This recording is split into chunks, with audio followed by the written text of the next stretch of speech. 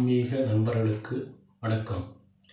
வருகிற விநாயகர் சதுர்த்தி அன்று உங்கள் ஒவ்வொரு வீட்டிலும் இந்த தீபத்தை ஏற்றினால் மகா கணபதியின் பரிபூர்ண அருளாசி உங்களுக்கும் உங்கள் குடும்பத்திற்கும் பரிபூர்ணமாக கிடைக்கும்.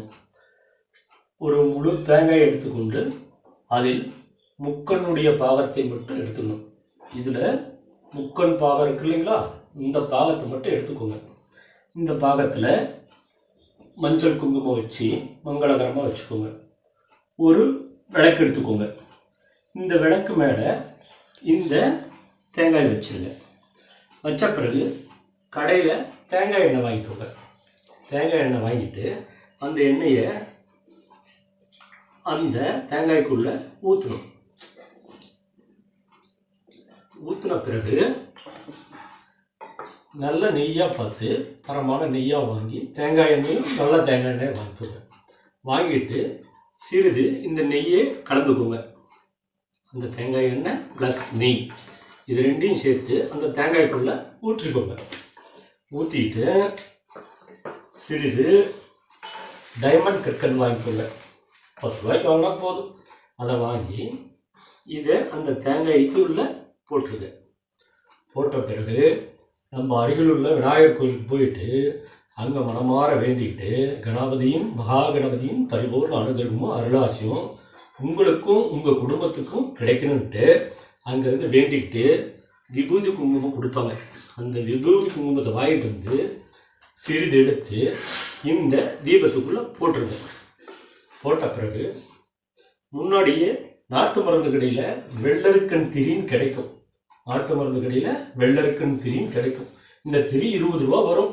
ஒரு இடத்துல ஒரு மாதிரி இருக்கும். இந்த திரியை வாங்கி இந்த திரி கொஞ்சம் எடுத்துட்டு நல்லதாக ஒரு பஞ்சு திரி எடுத்துட்டு ரெண்டையும் சேர்த்து முறிக்கோங்க. முறுக்கின பிறகு இதில் நினச்சி மகா கணபதியை நினச்சிக்கிட்டு இதில் இப்படி ஏற்றிக்கோங்க. ஏற்றின பிறகு இந்த மனதார உங்களோட குறைகளை எல்லாத்தையும் வேண்டிட்டு கணபதிகிட்ட சொல்லிட்டு விளக்கு ஏற்றிக்கோங்க.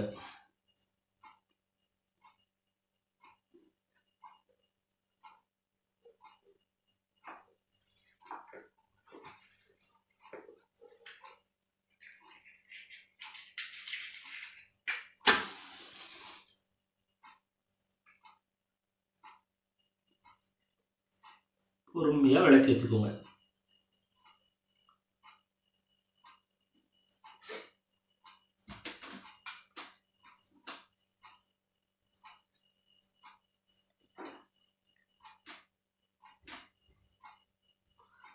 நல்லா மங்களகரமாக ஏற்றிட்டு ஒரு சொம்பில் தண்ணி எடுத்து வச்சுக்கோங்க.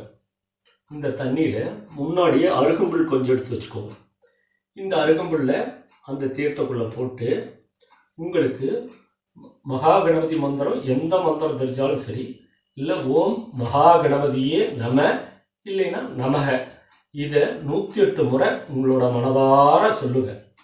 சொல்லிட்டு தூபதீபம் காட்டிடுங்க. காட்டின பிறகு ஸ்ரீ மகா கணபதியோட பரிபூர்ண அனுகிரகமும் பரிபூர்ண அருளாசியும் உங்களுக்கும் உங்கள் குடும்பத்திற்கும் பரிபூர்ணமாக கிடைக்கணும்னு வேண்டிட்டு இந்த தீர்த்தத்தை கொஞ்சம் நீங்கள் குடிச்சிருங்க. ஃபஸ்ட்டு இந்த வீடே தெளிச்சிருங்க. வீட்டில் ஃபுல்லாக தெளிச்சுட்டு கொஞ்சம் நீங்கள் சாப்பிட்ருங்க. பிறகு உங்கள் குடும்பத்துக்கு எல்லாருக்கும் கொடுங்க. இந்த மாதிரி மகா கணபதிக்கிட்ட உங்களோட குறைகள் எதுவாக இருந்தாலும் பரிபூர்ணமாக சொல்லுங்கள். சொன்னால் அந்த குறைகள் நிச்சயம் நீங்கும், உறுதியாக நீங்கும். இந்த மாதிரி ஒரு மாதமும் சங்கடகர சக்தி வர்றப்பையும் நீங்கள் இந்த மந்திரங்களை உச்சரிக்கலாம். இந்த மாதிரி தேங்காய் தீபம் எடுக்கலாம். மங்களகரமாக உங்களை வீட்டில் எந்த தடைகளும் இல்லாமல் மகா கணபதி உங்களுக்கு நடத்தி கொடுப்பார். இதை 100% நீங்கள் நிச்சயமாக நம்பி செய்யலாம். ஓகேங்களா? இது செய்யுங்க. இந்த மாதிரி ஒரு திரியை சேர்த்துக்கோங்க. அப்போ தான் நல்லா எரியும். திரி நான் உங்களுக்கோசரம் என்னால் இந்த மாதிரி தான் சொல்ல முடிஞ்சது. நீங்கள் எப்படி வசப்படுதோ அந்த மாதிரி செஞ்சுக்கோங்க. அனைத்து ஆன்மீக நல்ல உள்ளங்களுக்கும் இந்த இதை சமர்ப்பிக்கிறேன். வணக்கம்.